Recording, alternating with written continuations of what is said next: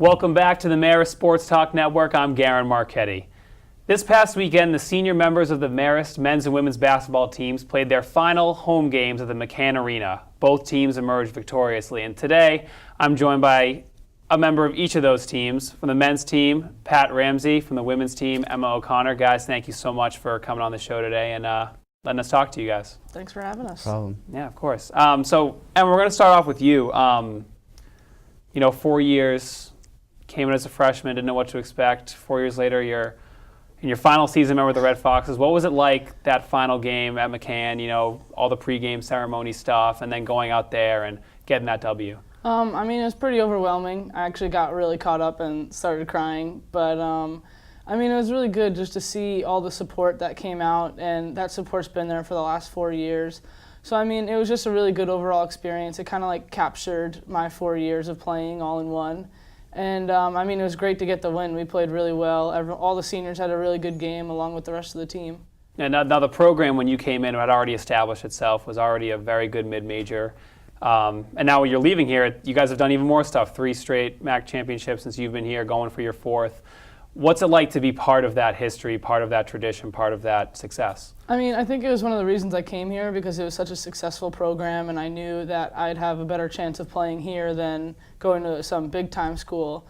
But, being a part of the success was awesome. Getting nationally ranked when I was a freshman and sophomore was, really cool. Everyone just started to know about us. And then getting the NCAA tournament and getting some wins there, that was really cool. So, definitely want to try to do it again this year.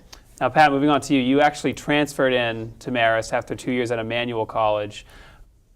Talk about that experience. Talk about coming in 2 years and fitting right in with the guys, especially the members of the senior class, Adam, Jay, Peter. What was it like for you?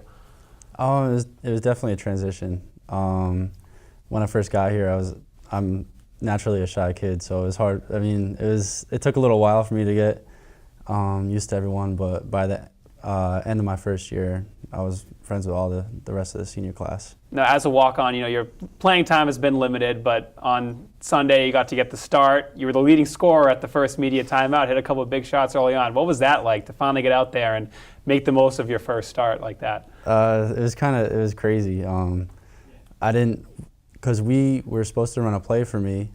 The first play, it was called Horns Ram, where I would come up with gate screen, but Quinnipiac stopped that completely from happening. So I was like, I'm not gonna have a chance to score. But then kind of got in the game, and I had one shot. My first shot I actually missed, and so I was like, okay, I gotta make one. So the second one went in, and then I think it was the next possession where I was able to score again, and I kind of accidentally made a move, and the ball went in the second time. So it was crazy. Now, you came back in at the end of the game. You were talking a little bit before we went on air about how you were tired that second time around because you weren't used to being out there as much, going full force. Yeah, I was definitely not you. That was kind of unexpected. I didn't really think I was going to get that tired because in practice I'm usually okay with running around and everything, but it was completely different in the game. Gotcha. Now, Sunday's game was the final regular season one for you, but Emma, your senior night was actually on Friday. You guys had another game on Sunday. You guys were able to go down to Iona and win a big game to clinch a share of the MAAC title for an 11th straight season. What was it like for you guys to go down there, face a team that you guys had lost to previously, and get the W and get a share of the title? It was really cool to win because we wanted to keep Georgia's streak going of 11 in a row. But that game was pretty important to us. Iona came here and beat us at home, and we were unbeaten on the road in conference play, and they're unbeaten at home. So, we definitely wanted to try to take it at them, and we played really well there. Tori and Casey had unreal games, so it was good. It was a good way to end off our season, and it gave us a lot of momentum going into the MAAC playoffs. Now, the regular season has ended for both the men's and women's teams. The women's team will go in as the 2nd seed in the MAAC tournament, while the men's team will go in as the 6th seed.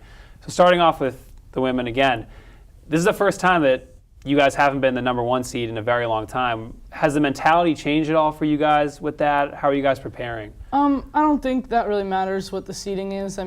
If us and Iona are in the championship game, we wear red jerseys. It's not a big deal. But it doesn't really change our mentality. We just want to go in, play one game at a time, and just try to make it to the championship game and keep playing the way we have been. Now, Pat, you guys obviously the most conference wins for a men's team in the last 6 seasons. You guys enjoyed some pretty big wins this year.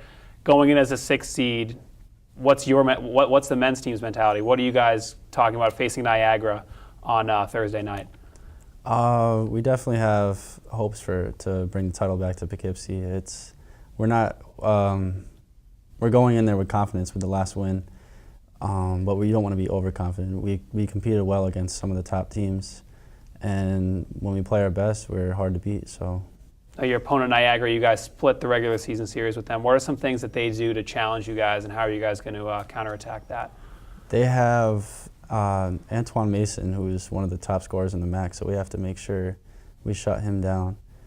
And pretty much last time when we were there, they had another player step up who scored 25 points, their shooting guard. So we have to make sure that we shut down Mason and then we don't let anyone else beat us.